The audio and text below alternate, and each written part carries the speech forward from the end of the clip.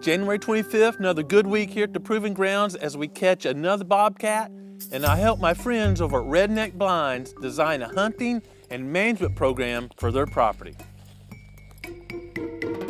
GrowingDeer.tv is brought to you by Bass Pro Shops, also by Reconics, Trophy Rock, Non-Typical Wildlife Solutions, Muddy Outdoor, Eagle Seed, Nikon, Winchester, Redneck Hunting Blind, Dead Downwind, Record Rack, Foxworthy Outdoors, Scent Master, Antler Dirt. Took just a little bit of time and rode over to Lamar, Missouri, the home of Redneck Blinds. Danny Little and the guys at Redneck Blinds recently purchased 280 acres so they'll have a place to call their own proving grounds for hunting deer and turkey. Well, if you're going to continue harvesting this, that's all. I was thrilled when Danny called and asked if I would help set up a habitat management and hunting strategy program for the Redneck Proving Grounds. Well, and what about right here? I think It's approximately 50-50 timber and cropland with some little dispersed openings and a couple of tools I always like, a gas line right-of-way and a power line right-of-ways. Now, right-of-ways are seen as a hamper to some landowners, but they provide openings in the timber for food plots and visual shooting corridors right through potential bedding areas. Many of you are already a bit familiar with the property at the Redneck Proving Grounds, as Brian went over earlier this year and filmed Jerry taking a great doe and a bobcat on one of these gas line right-of-ways.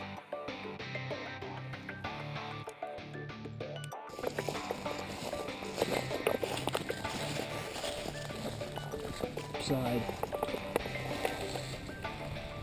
Do you have pictures of that deer you can email us so we can put that in the episode? Yep.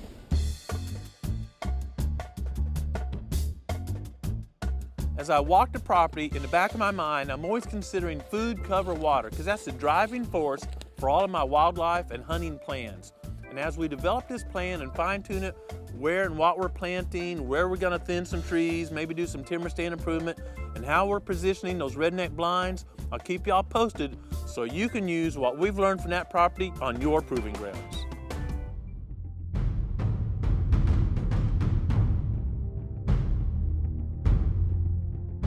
Recently, I obtained permission from the Missouri Department of Conservation to salvage roadkill deer after a permit from MoDOT so I could use that as attractant for predators.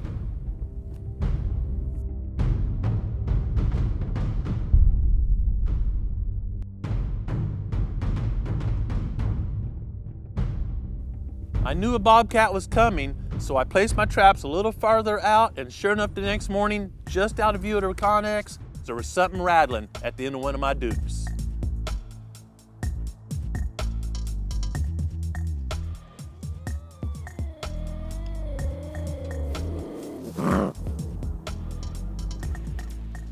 Yesterday I made this set with a Duke number 4 trap and a new lure, a little bit stronger, had more of a skunk essence.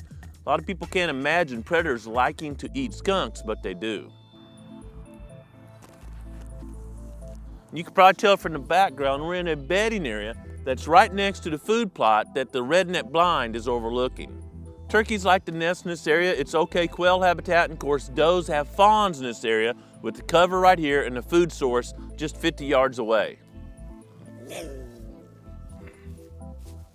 So now during this trapping season, we've caught 1 possum, 1 raccoon, 2 bobcats, and 2 coyotes at this set.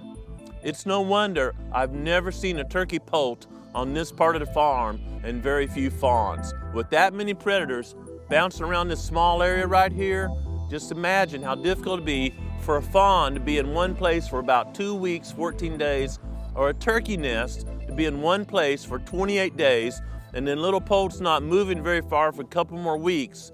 In all those weeks, it's unlikely that a predator won't stumble on them or smell them and take them all out.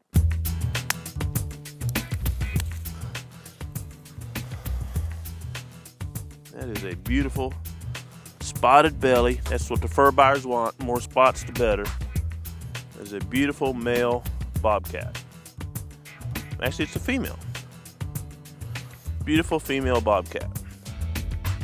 One thing I always want to do, especially with the bobcat or coyote, is remove any of the urine out of the bladder just by squishing right here. You can see the urine coming out, because this is going to be my trap set again right here. And by putting that urine, especially this time of year, because this is bobcat breeding season, on a trap site, makes a call lure better than anything you can buy.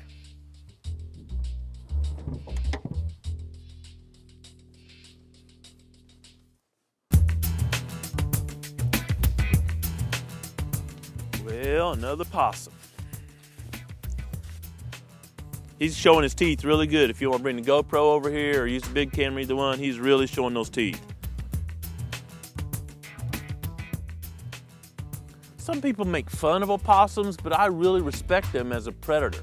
They have 52 teeth, the most teeth of any mammal in America. But don't kid yourself, these things are extremely agile and quick when they want to be, and they're wicked turkey nest predators. You know, great thing about these Duke live traps is I can put them right around my camera survey sites, because I know raccoons and possums are going to come to all this on the ground. Put peanut butter or something a little bit better smelling in the trap and remove these predators from my property. My family consumes a lot of eggs, but I save these egg shells to put in traps, because when you're trapping nest predators, obviously eggs are a big attractant, both the visual appeal and the smell. I like to use fish food for bait, especially during the late season, because it's got a lot more odor to it than cat food or dog food. In these cold days, you need something to get that odor whiffing around. And instead of just throwing it in the trap, I like to put it in a can to make the predator kind of work for it and make sure they step on the trigger so they'll be caught. I like to place my can in the very back of the trap.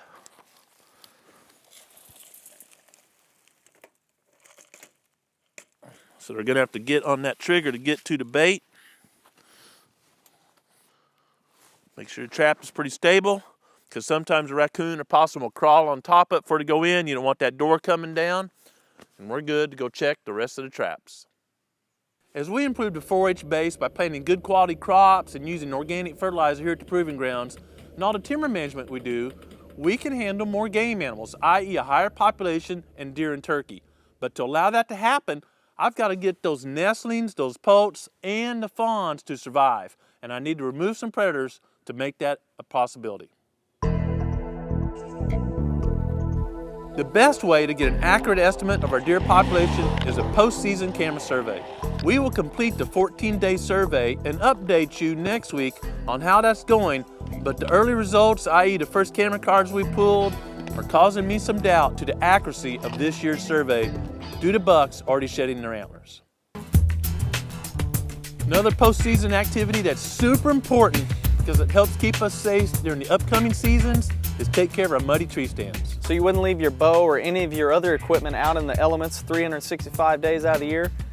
And you certainly don't want to do this with the safe line. So we're going to pull them down today, take them back, and store them in the Scent Master. We visually inspect each stand and then pull the seats off so they're not out there all summer in the rain, the weather, and squirrels potentially eating on them.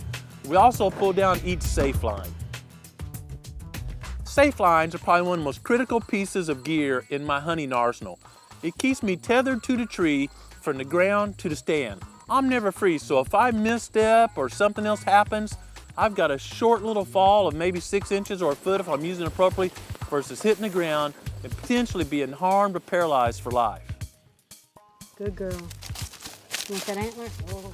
I hope you have some time this week to partake in some post-season activities, but most importantly, take a moment to enjoy creation and listen to what the Creator has to say to you. Thanks for watching GrowingDeer.tv.